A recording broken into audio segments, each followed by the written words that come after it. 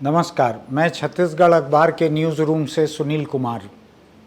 America की एक खबर आई है कि पिछले राष्ट्रपति डोनाल्ड ट्रंप को एक लेखिका के यौन शोषण के मामले में $50 मिलियन का जुर्माना सुनाया गया है। $50 मिलियन बड़ी रकम होती है अमेरिकी पैमानों से भी। हिंदुस्तान के पैमानों के मुताबिक करीब 410 करोड़ रुपए होते हैं। ये भी तब है जब अदालत ने ये माना कि ट्रंप ने इस लेखिका के साथ बलात्कार नहीं किया, लेकिन यौन शोषण इस मामले में उन्होंने माना कि बदसलूकी की, शारीरिक बदसलूकी की और इस लेखिका को सोशल मीडिया पर बदनाम करने की कोशिश की। तो ये लेखिका अदालत गई थी और वहाँ से आनन फानन ये फैसला हुआ है। हिंदुस्तानी अदालतों में जो लोग पीढ़ी दर पीढ़ी फंसे रहते हैं, उनके लिए ये देखना हैरानी की बात हो सकती है कि इस मुकदमे की सुनवाई अभी 26 अप्रैल को शुरू हुई और आज उसमें फैसला आ गया। 26 अप्रैल को शुरू हुई, आज फैसला आ गया। कुछ हफ्ते, 2 हफ्ते, 3 हफ्ते भी शायद पूरे नहीं हुए और ये फैसला आ गया है। अब अगर हम देखें कि हिंदुस्तान में क्या हाल है, कहने के लिए हिंदुस्तान भी वैसा ही लोकतंत्र है जैसा अमेरिका है, लेकिन हम हालत देखें यहाँ पे तो ओलंपिक से, कॉमनवेल्थ गेम्स से, इन सब से मेडल ले लेकर जो पहलवान आए हैं, जीत कर आए हैं, जिनके साथ बड़े शौक से प्रधानमंत्री तस्वीरें खिंचवाते थे, अपने दफ्तर में मुलाकात की और वो तस्वीरें सोशल मीडिया पर चारों तरफ छाती थी। इन पहलवानों ने कुश्ती संघ के अध्यक्ष भाजपा सांसद बृजभूषण शरण सिंह के खिलाफ यौन शोषण के आरोप लगाए। आधा दर्जन से अधिक लड़कियों ने आरोप लगाए हैं, जिसमें 6 बालिग लड़कियां हैं, महिला पहलवान है, एक नाबालिग महिला पहलवान है। और इन्होंने तरह तरह की जो जानकारियां हैं, मैं बोलना नहीं चाहता कि इस सांसद ने, इस अध्यक्ष ने किस तरह का सुलूक किया। जो लड़कियों का कहना है उसको आप सुनेंगे तो हक्का बक्का रह जाएंगे कि कई बार का सांसद रहा हुआ एक नेता जो जाने कब से इस कुश्ती संघ पर काबिज है, अब अपने लड़के को कुश्ती संघ का अध्यक्ष बनाने में लगा हुआ है। इतना बुजुर्ग भी है उम्र के हिसाब से, और उसकी ये हरकतें हैं जैसा कि लड़कियों का कहना है। सुप्रीम कोर्ट तक ये मामला गया। सुप्रीम कोर्ट में महिला पहलवानों की तरफ से जो पिटीशन लगाई गई, मुख्य न्यायाधीश ने सुना, नाराजगी जाहिर की, पुलिस को आदेश दिया इसमें जुर्म दर्ज करने के लिए, और दिल्ली पुलिस ने यौन शोषण के मामले दर्ज किए। 6 अलग मामले हैं और एक नाबालिग लड़की का पॉक्सो कानून के तहत मामला दर्ज हुआ है, क्योंकि नाबालिग के यौन शोषण पे एक अधिक कड़ा कानून लगता है जिसमें जमानत वगैरह भी आसानी से नहीं होती है। आज शायद 12-13 दिन हो रहे हैं इस बात को FIR किए हुए, जहां मुख्य न्यायाधीश ने कहा है कि हम अपनी निगरानी रखेंगे कि ये पुलिस क्या कार्रवाई करती है, दिल्ली की पुलिस। चीफ जस्टिस के घर और सुप्रीम कोर्ट से कुछ किलोमीटर दूर बैठी हुई दिल्ली पुलिस ने 12-13 दिन में अभी तक बृजभूषण शरण सिंह से पूछताछ की हो, ऐसा भी नहीं आया है सामने। लगातार ये बयान आ रहे हैं कि आज तक पूछताछ भी नहीं की है, जबकि पॉक्सो के मामलों में किसी भी व्यक्ति को आनन फानन पुलिस गिरफ्तार करती है, क्योंकि नाबालिग का मामला है। अब हम उधर डोनाल्ड ट्रंप के मामले को देखें कि जो राष्ट्रपति रहा हुआ है, उसके ऊपर एक महिला का आरोप, और ये आरोप 2019 वगैरह के किसी एक डिपार्टमेंटल स्टोर में, चेंजिंग रूम में, इस तरह का कोई एक मामला है। ये सामने खड़ी हुई है लड़कियां, ये देश का गौरव जिनको कहा जाता है, जिनके लिए प्रधानमंत्री से लेकर दूसरे मंत्रियों तक और राज्यों के मुख्यमंत्रियों तक बेटी बेटी, बेटी पढ़ाओ, बेटी बचाओ। किससे बचाओ? सड़क पे कोई इनको छेड़ने की हिम्मत नहीं कर सकता। ये लड़कियां सड़क पे पीट के धर देंगी किसी को। किससे बचाओ? देश के सांसदों से इनको बचाओ। इनके खेल संघ के अध्यक्षों से इनको बचाओ, बड़े बड़े मंत्रियों या विधायकों से इनको बचाओ, किससे बचाओ? कौन बचा सकता है इनको? जब इतना बड़ा, इतना ताकतवर सांसद, जिसको कि पार्टी ने एक नोटिस तक नहीं दिया कि तुम्हारे खिलाफ इतनी शिकायतें हुई हैं, जहां वो सांसद इतना ताकतवर है कि उसने आज तक अपने खेल संघ से इस्तीफा नहीं दिया, वो इतना ताकतवर सांसद है कि इन लड़कियों के बारे में बहुत सारे लोग, उसकी पार्टी के, सरकार से जुड़े हुए बहुत सारे लोग ओछी जुबान में बातें कर रहे हैं, इन लड़कियों की शिकायत को साजिश करार दे रहे हैं। ऐसे ताकतवर के ऊपर यहाँ की पुलिस, दिल्ली की पुलिस, देश की राजधानी की पुलिस, जो सीधे केंद्र सरकार के मातहत काम करती है, वो कुछ नहीं कर पा रही है। तो इससे फिर कुछ पुराने मामले भी याद पड़ते हैं।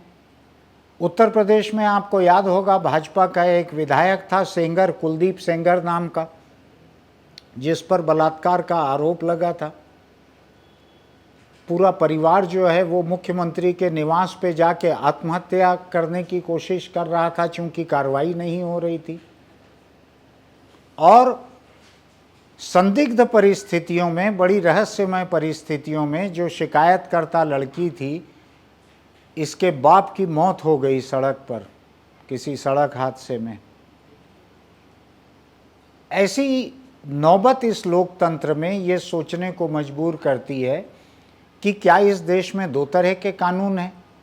एक तरफ तो सुप्रीम कोर्ट के हुक्म से ये होता है कि सांसदों और विधायकों के खिलाफ जो मामले हैं उनकी तेज़ी से सुनवाई होना चाहिए, और अगर वो बेकसूर हैं तो वो तेज़ी से बरी भी हो जाएं, उससे आगे अपनी राजनीति करें, आगे चुनाव लड़ें, और अगर कसूरवार हैं तो वो जल्दी सजा पाएं, लंबे समय तक वो संसद में न बैठे रहें।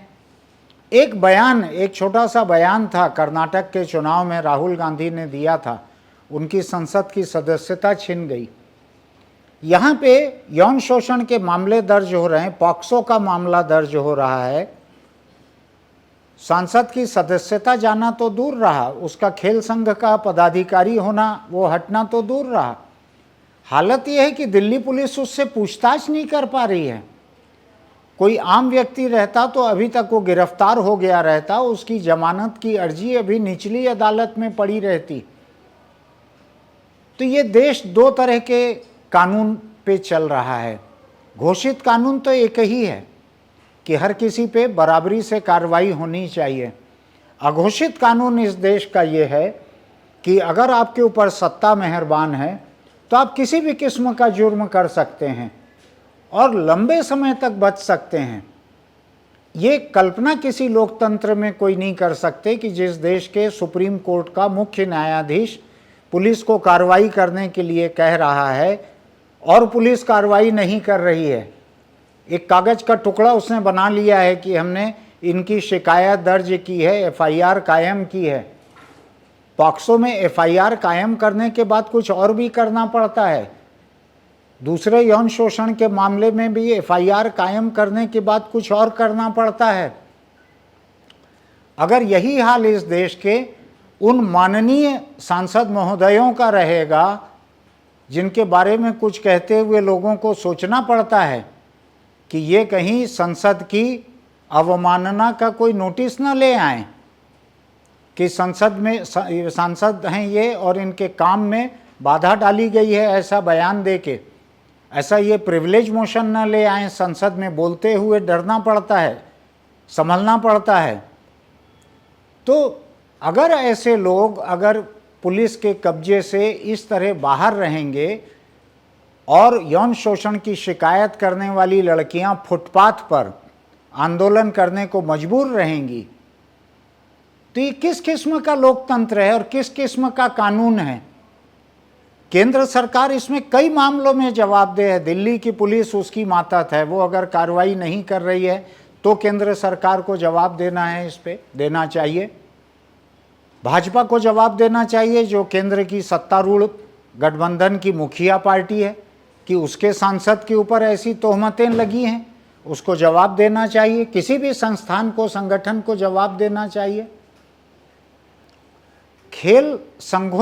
खेल संघों के जो और संगठन हैं, ओलंपिक एसोसिएशन है, दूसरे हैं, जिनकी तरफ से पीटी उषा भारतीय ओलंपिक संघ की अध्यक्ष जाकर बात करके आ गई हैं वहाँ पर इन महिला पहलवानों से, लौट के उन्होंने कोई बयान नहीं दिया है।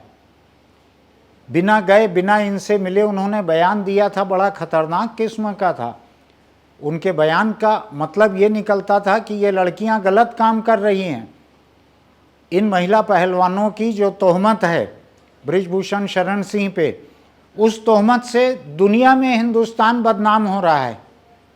ऐसी पीटी उषा की तोहमत इन लड़कियों पे थी जो शिकार हैं यौन शोषण की। आज क्या कोई अमेरिका में इस तरह की बात सोच सकते हैं कि एक भूतपूर्व राष्ट्रपति पर यौन शोषण का आरोप लगाने पे अदालत से सजा मिल रही है, उसको जुर्माना मिल रहा है, तो उससे अमेरिका की बदनामी हो रही है? कोई ऐसा सोच सकता है? अरे किसी लोकतंत्र में अगर किसी मुजरिम को सजा मिले तो वो लोकतंत्र की कामयाबी है। किसी जुर्म को छुपा कर रखना, ढांक कर रखना, जुर्म की शिकार लड़कियों को दबा कर रखना, उनको कहना कि तुम सार्वजनिक रूप से मत बयान दो, न पुलिस महीनों तक कार्रवाई करे, न सरकार महीनों तक कार्रवाई करे, न वो लड़कियां जाएं अदालत तक, तो ये किस तरह के लोकतंत्र को हम बढ़ावा दे रहे हैं?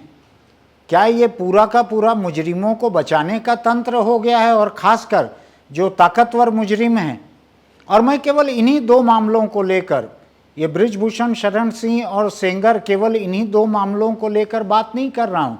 आप अपने आसपास अलग अलग प्रदेशों में अलग अलग देख लीजिए। सत्ता की मेहरबानी से हर किस्म के मुजरिम मजा कर रहे हैं।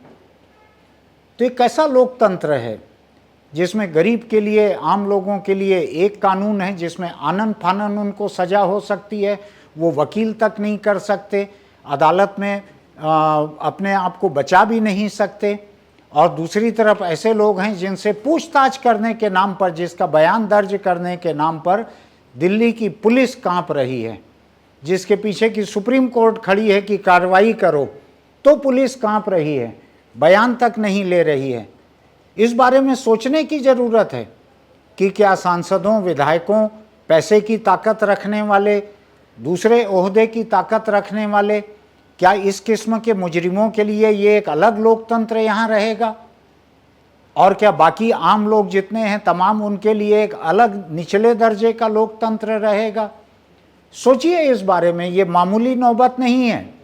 आज वो पहलवान लड़कियां हैं, वो भी आम नहीं हैं, जिनको देश का गौरव कहा जाता था कि ये बेटियां तिरंगा झंडा लेकर देश का गौरव बढ़ाकर लौटी हैं। बड़े कसीदे पढ़े जाते थे उनकी तारीफ में, सरकारें बड़े बड़े बयान देती थी।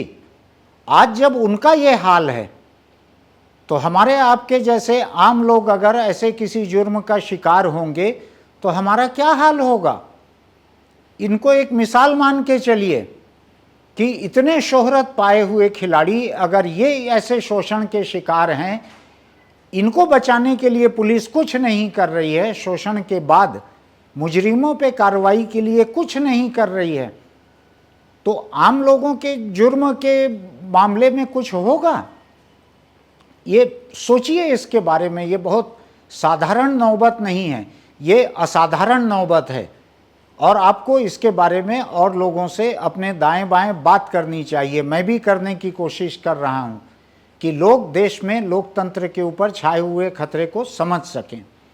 मैं फिर किसी खबर को लेकर आपके बीच आऊँगा, तब तक इसके बारे में सोचिए। और अगर आपको हमारे ये वीडियो अच्छे लगते हैं तो हमारे YouTube चैनल को सब्सक्राइब कीजिए, उसकी कोई फ़ीस नहीं है। उस पर टिप्पणी कीजिए, अच्छा बुरा जैसा आपको लगता है। फिर मिलते हैं।